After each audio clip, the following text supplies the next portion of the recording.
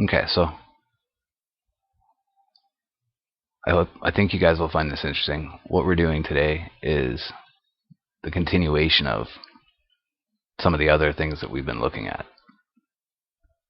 So this is a continuation of the North Pole and Mercator's maps and the Arctic exploration stuff that we've looked at previously. So this will just be more on that, a continuation on that. What I've done is, having gone back to look for some of the documents for an upcoming interview, and trying to find those documents again and look back at the one that I originally read, I've been able to find, not the original, but of course, but I've been able to find some other ones that I had originally intended to look at. So they have some really interesting things in them that will be lots of fun for us to read about and discuss. And of course, this all pertains to the flat Earth and the dome and the North Pole being the center of our beautiful, beautiful flat Earth. So let's get to that. So here we are. The first one we're going to start with is called Secret Voyages.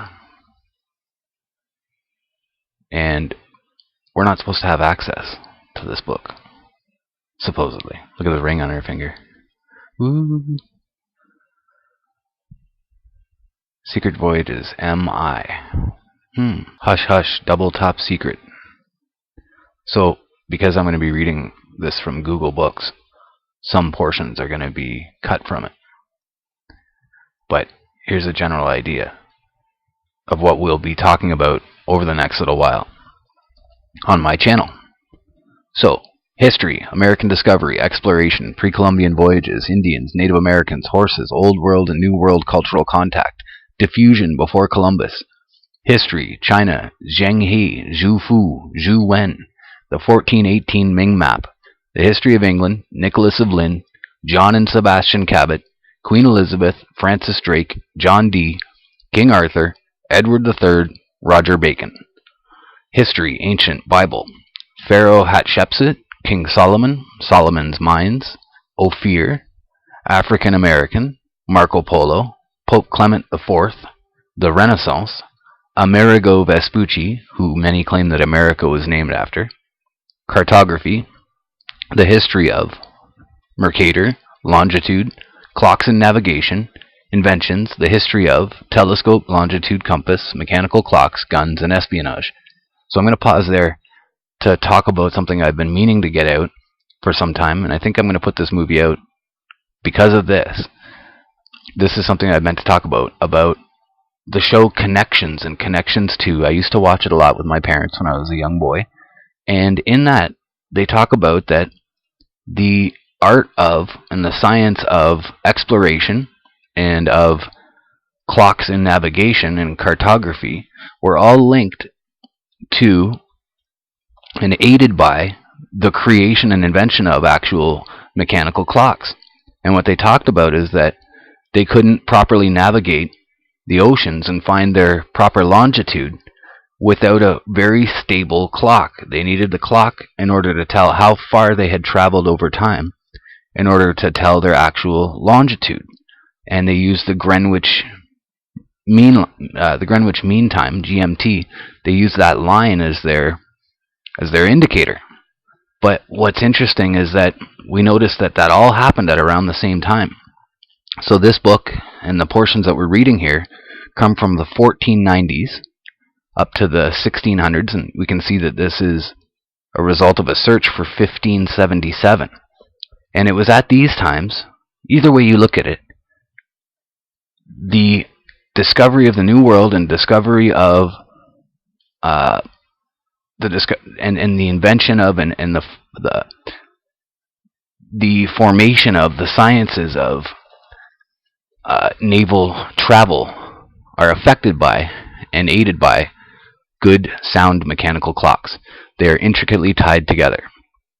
So something that we could speculate about is that the Earth was actually discovered to be flat, and that is when we figured out clocks, and that the sun is really the hour hand moving around the Earth. So where we are with this is that if you think about a clock and the way that a clock works, we all know this as flat earthers, that actually a clock face is just the flat Earth with the sun moving around it in this direction. And the hour hand would just be the sun on the clock. It moves in this direction from east to west around the Earth. And so really that is what the clock is, and that's what the flat Earth really is. So, we could speculate that we didn't make clocks first, that we had sundials, and that it's only after the discovery of the North Pole and being positive that the Earth is flat and the way that it functions that we actually developed the clock. So now we'll carry on with the rest of what we've been talking about these ancient voyages, ancient secret historical voyages. So continuing, inventions, history of the telescope, longitude, the compass, mechanical clocks, guns, and espionage. 7. Indians, the history of native or indigenous horses, the bow and arrow, the Mongolian bow. Human geography, cultural and plant diffusion, migration, maize, history, Egypt, incense. We won't necessarily go into all these things. This is just I thought that was an interesting part to read. I thought you guys might find that interesting.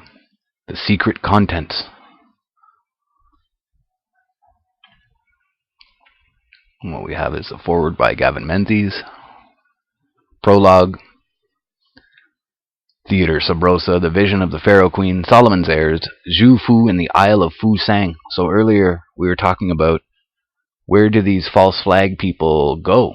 What happens to them after they have served their false flag role? Where do they go after that? Interesting. Funny they show the globe there. So this Isle of, where is it here? Zhu Fu and the Isle of Fu Sang. And some of the Nicholas and the Search for Avalon, Zheng He and the Forbidden Land, Martin Beheim, or Beheim, and Terra Incognita, Vespucci's Mundus Novus, Empire of the Virgin Queen, Epilogue, Under the Midnight Sun. So, yeah, where do these people go? Is there an island? Is there a place that they're taking off to? Just another interesting part to talk about. So, that's where we're going to be going. I'm going to be looking through this document and some other documents that reference ancient exploration. This will be another one of them. I'll bring up some of the other parts here. A letter dated 1577 from Mercator to John D. Imago Mundi, Stockholm. The Mercator Atlas of Europe. So there's really a lot of interesting stuff here that we're going to dig into a bit of. Some interesting, more interesting maps and interesting images to look at. I'm just trying to get to a few of them for you here. Here we go. Here's the Fusang bit. New World Geography, Fusang. We can have a look at this map. He's got an indicator here, an arrow pointing at something. Whether that's Japan or the West Coast, who knows?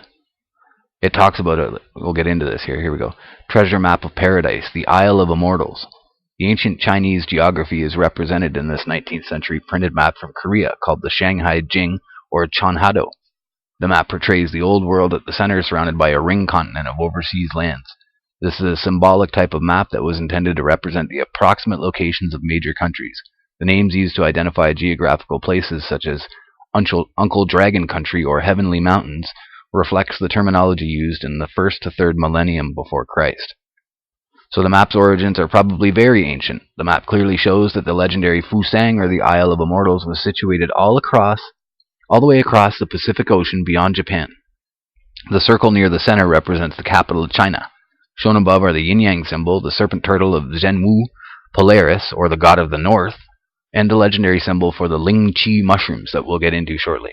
Very interesting discussion there that they were actually searching for, that the Chinese found North America and the Mexicans searching for ancient mushrooms to get high on to be able to see the future and to be proper shamans, powerful shamans.